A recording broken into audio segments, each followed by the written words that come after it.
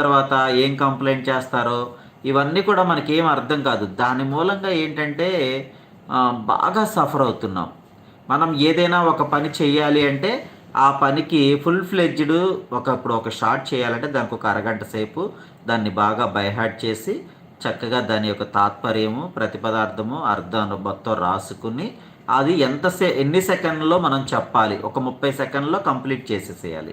15 సెకండ్లలో శ్లోకం చదవటం, 15 సెకండ్లలో ఆ శ్లోకం యొక్క వివరణ చెప్పటం అనేది జరగాలి.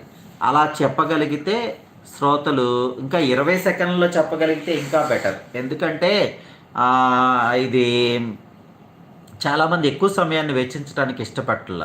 ఏదైనా కామెడీ అయితే 1-2 సార్లు చూడటానికి ఇష్టపడతారు కానీ మిగతావి ఇష్టపడరు. కాబట్టి అలా చేద్దామనేది నా ఉద్దేశం. గుణం గురించి మాట్లాడుకుంటున్నాం కదా. అయితే పులి కింద నుంచి చెట్టు ఎక్కడం చేత కాదు కాబట్టి ఏం చేసింది, అసహనంగా ఓ ఎలుగుబంటి, మనిషి మన ఉమ్మడి శత్రువు, నీకు శత్రువే నాకు శత్రువే, కాబట్టి చెట్టు మీదున్న ఇద్దరం కలిసి భోంచేద్దామంటూ చెట్టు మీదున్న ఎలుగుబంటిని రెచ్చగొట్టింది. నేను నమ్మక ద్రోహం చెయ్యలేను, అతను నా శరణు వేడాడు అని జవాబిచ్చింది. ఎలుగుబంటిని శరణు వేడాడంట ఈ కిరాతకుడు. అలా శరణు వేడాడని చెప్పేసి కాబట్టి నేను అలాంటి నమ్మక ద్రోహం చేయను అని చెప్పేసి జవాబిచ్చింది.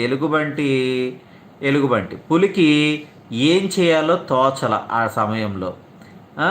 సరే, ఎలుగు నిద్రలోకి జారుకున్నాక మరో ఎత్తు వేసి, ఓ మనిషి, నాకు ఆకలేస్తోంది, మొద్దు నిద్రలో ఉన్న ఎలుగుని తోసేయి, నేను ఆకలి తీర్చుకుని వెళ్ళిపోతాను, నీ జోలికి రాను అంటూ కిరాతకుడికిని దారికి తెచ్చుకునే ప్రయత్నం చేసింది పులి తెలివితేటలుగా.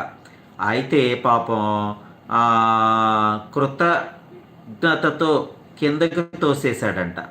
చూసారా, మనిషి కృతజ్ఞత లేనివాడు. కృతజ్ఞతతో కిందకి తోసేశాడు. అదృష్టవశాత్తు ఆ ఎలుగి చిటారు కొమ్మను పట్టుకుని ప్రాణాలు కాపాడుకుంది.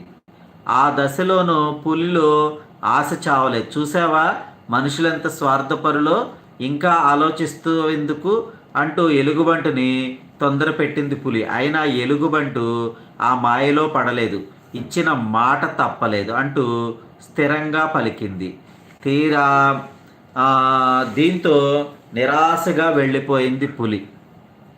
స్వార్థపరుడైన మనిషిని పెద్ద మనసుతో క్షమించేసి ఎలుగుబంటు కూడా బయలుదేరి వెళ్ళిపోయింది. తన కపటత్వానికి కుమిలిపోతూ ఇంటి బాట పట్టాడు వేటగాడు.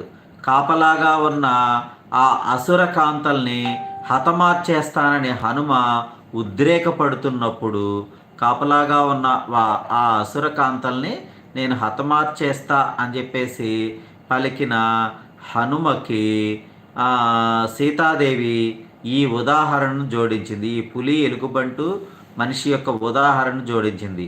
నిజమే, వాళ్ళు దుర్మార్గులే, అది అసుర స్వభావం. క్షమ మన సహజ గుణం, మనిషి సహజ గుణం క్షమ. దాన్ని దూరం చేసుకోకూడదు అని చెప్పేసి సీతమ్మ తల్లి హితువు పలికింది. కాబట్టి ఇలా ఎప్పుడూ కూడా మనుషుల్లో కూడా క్రూర మృగాల్లాంటి కొంతమంది వ్యక్తులు, ఇద్దరు వ్యక్తుల మధ్య చిచ్చు పెట్టి ఆ రెండో వ్యక్తిని వీళ్ళు వాడుకోవటానికి ప్రయత్నం చేస్తారు. చాలామంది ఇలాంటి వ్యక్తులు సమాజంలో చాలామంది ఉన్నారు. ఎందుకంటే ఆ ఇద్దరు గొడవాడుకుంటే ఒకడు మనకు మిగులుతాడు, కాబట్టి వాడు బకరాగా మనకు దొరుకుతాడు, వాడిని మనం వాడుకోవచ్చు అని చెప్పేసి చాలామంది ఇలా ఇందాక ఒక లాజిక్ ఉంది, వ్యూస్ ఎలా వస్తాయో చెప్తా, రేపు కాల్ చేయి నాకు అన్నారు. ఓకే, మంచి ఐడియాస్ ఇస్తాను నీకు రీల్స్ కోసం అంటున్నారు. నాకు కాల్ చేయి వీలైతే అన్నారు. అలాగే, తప్పకుండా చేస్తా.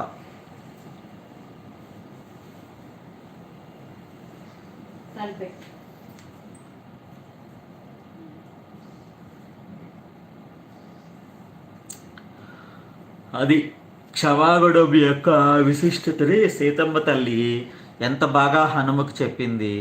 అలాంటి విశిష్టతని మనం